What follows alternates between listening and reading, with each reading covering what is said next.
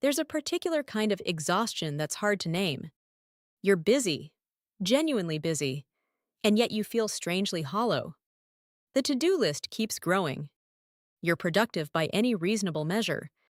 But somewhere along the way, the sense of moving forward has been replaced by the feeling of simply keeping up. Sound familiar? You're not alone, and you're not failing. You may simply be doing too much.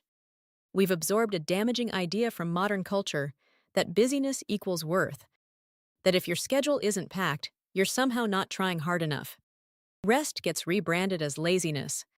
Stillness feels like falling behind. This isn't just an impression. Research from the American Psychological Association consistently shows that chronic overwork and the suppression of rest leads to diminished creativity, poorer decision-making, and significantly worse mental health outcomes. We are not machines, and even machines need to be switched off. The paradox is this: the relentless pursuit of productivity often reduces it. Rest isn't the opposite of progress. In many cases, it's the engine of it. When you genuinely rest, not scroll through your phone in bed, but actually rest, your brain doesn't go offline. It switches into what neuroscientists call the default mode network. This is the state in which the mind consolidates memories, processes emotions, and generates creative insights.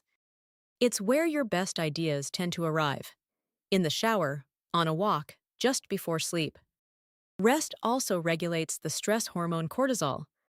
Prolonged elevation of cortisol is linked to anxiety, disrupted sleep, weight gain, and a weakened immune system.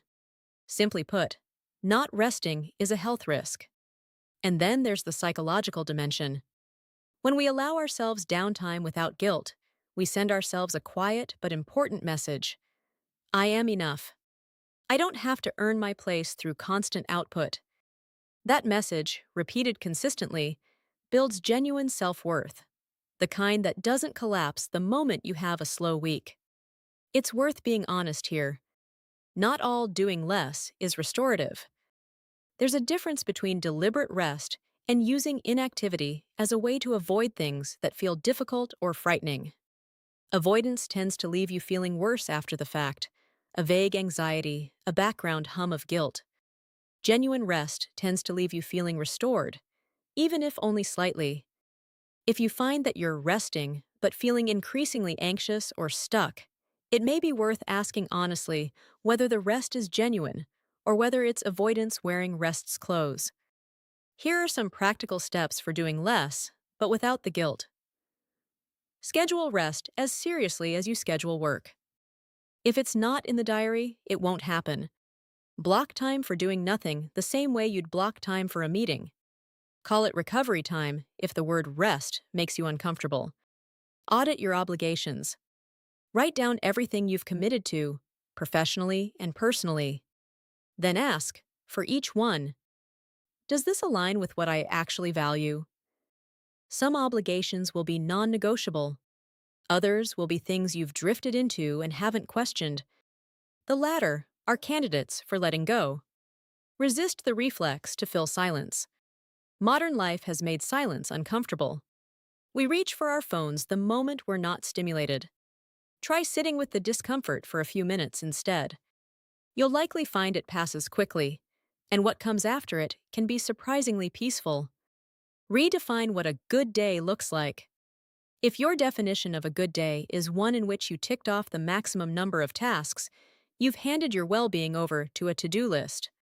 Consider broadening the definition. Did you enjoy a meal? Have a genuine conversation? Notice something beautiful? A good day can include those things too. Practice the pause.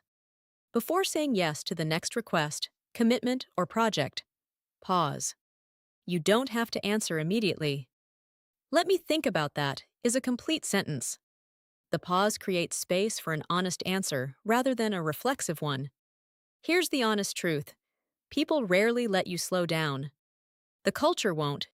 Your inbox won't. Your notifications won't. But you can give it to yourself. Doing less, when done intentionally, is not a retreat. It's a recalibration. It's choosing depth over breadth, presence over performance, and long-term sustainability over short-term output. The quietest hours are often where the most important things happen.